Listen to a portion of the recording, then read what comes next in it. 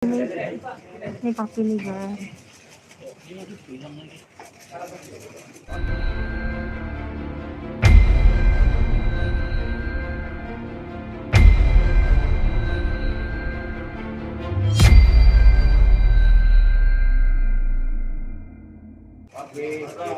Papi.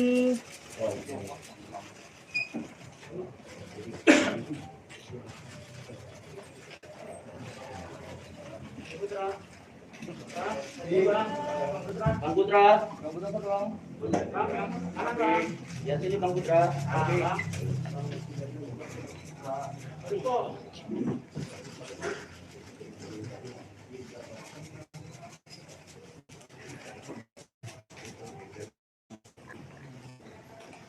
Bukan, Beni juga kasihan nih sebenarnya sama Bang Riko.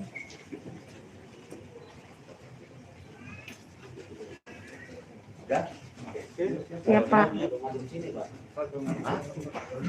Ada depan Pak.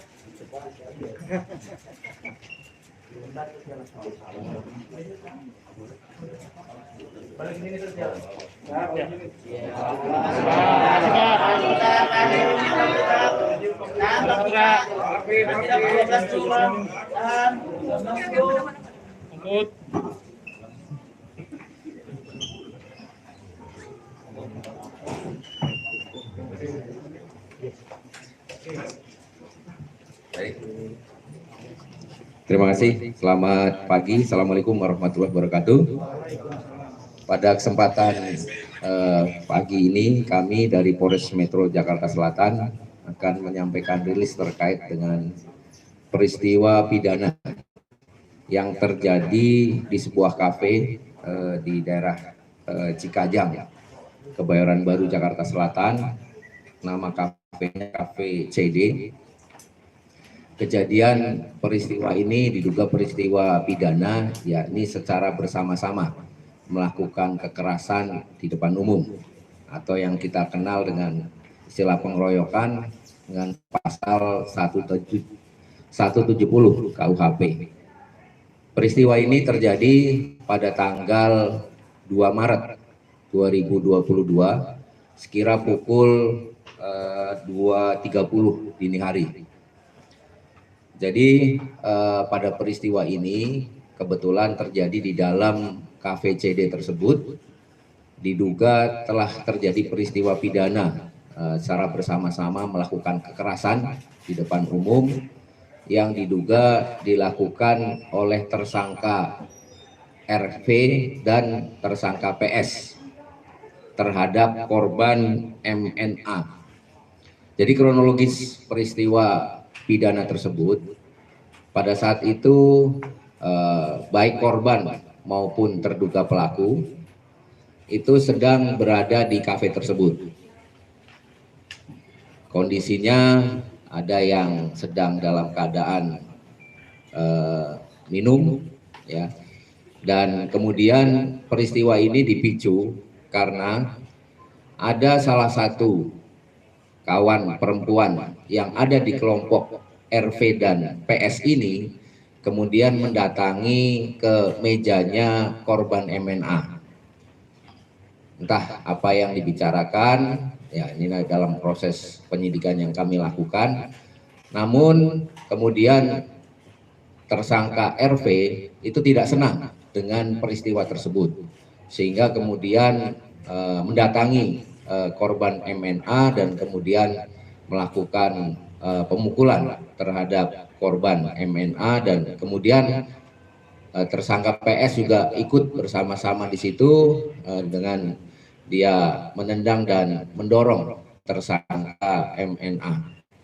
Dari peristiwa tersebut terekam CCTV yang ada di dalam kafe tersebut, dan kemudian setelah peristiwa tersebut sebenarnya dari korban MNA belum melaporkan kepada kepolisian, hanya meminta visum saja dengan harapan pada saat itu kami tidak langsung melapor kepada Polri karena mereka ingin ini ada jalan damai. Ya, mereka bercoba menghubungi pihak RV dan PS, namun sampai dengan 2 minggu kurang lebih tidak ada tanggapan, sehingga tanggal 16 Maret baru kasus ini dilaporkan kepada Polri secara resmi, dan kemudian kami dari Polri melakukan proses penyelidikan maupun penyidikan terhadap kasus ini. Atas perbuatan tersangka ini, maka kedua tersangka dijerat dengan pasal 170 KUHP dengan ancaman hukuman 5 tahun penjara. Demikian yang bisa kami sampaikan. Kami berikan kesempatan, mungkin kanan satu. Silakan. Tidak ada? Terima kasih kalau tidak ada. Antara korban dan pelaku apa saling kenal? Korban dan pelaku apa saling kenal? Ini masih kami dalami karena memang mereka berbeda meja, mereka berbeda grup, ya, dan datangnya pun acaranya berbeda. Kalau RV dan PS ini datang untuk menghadiri acara ulang tahun temennya yang memang mengundang mereka untuk hadir di tempat itu. Sedangkan MNA memang datang tidak dalam acara ulang tahun tersebut. Demikian. Pak, Ya, satu lagi. kedua belah pihak itu dalam pengaruh alkohol, Pak? Jadi kebetulan peristiwanya ini tidak dilaporkan pada saat kejadian. Jadi kejadian tanggal 2, kemudian dibuat laporan polisinya tanggal 16, tentunya ya kami juga sedang melakukan pendalaman. Ya, karena sekali lagi pengaruh alkohol itu apalagi sudah 14 hari tentunya sudah tidak efektif. Kecuali memang pada saat itu kejadian kemudian dilaporkan. Namun demikian peristiwa pidana ini tidak ada terkait apakah orang itu dalam kondisi mabuk atau tidak terus kemudian mempengaruhi proses penyidikan kami, karena dalam pasal KUHP-nya tidak menyatakan demikian. Jadi kami tetap melakukan proses ini tanpa kami mungkin mengetahui atau melakukan pendalaman terhadap kondisi pada saat tersebut. Demikian. Satu lagi. Pukul 2.30 artinya kafenya masih buka ya, Pak? Ya. Kalau kita lihat dari rekaman CCTV yang kami dapatkan, ya pada saat itu, pada saat kejadian memang masih ada aktivitas di dalam kafe tersebut. Oke? Itu, Pak. Ya, beredar info katanya masyarakat menanyakan waktu sudah ditahan, kenapa medsos salah satu tersangka ini masih aktif, Pak? Bisa mungkin dijelaskan?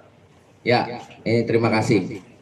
Jadi pada saat tersangka dilakukan pemeriksaan oleh penyidik pun kami mendapatkan informasi bahwa di medsosnya tersangka ini masih update status terus. Ini yang juga kami kemudian bertanya-tanya.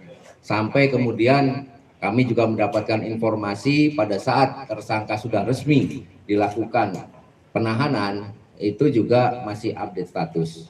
Jadi setelah kami lakukan pendalaman terhadap peristiwa tersebut, jadi memang kami mendapatkan fakta bahwa tersangka ini mempunyai admin. Admin ini yang selalu mengupdate dan menjawab status-status yang ada di media sosialnya. Dan ini sudah kami cek, yakinkan bahwa selama tersangka dilakukan penahanan tidak menggunakan HP, bahkan HP-nya yang milik tersangka ini sekarang sudah dipegang oleh penasihat hukumnya. Ya, jadi pada saat akan kami lakukan penahanan itu barang-barang milik tersangka sudah diterima oleh penasihat hukum, dan untuk update statusnya ini dilakukan oleh admin dari tersangka PS. Demikian, terima kasih teman-teman. Kami akhiri. Wassalamualaikum warahmatullahi wabarakatuh.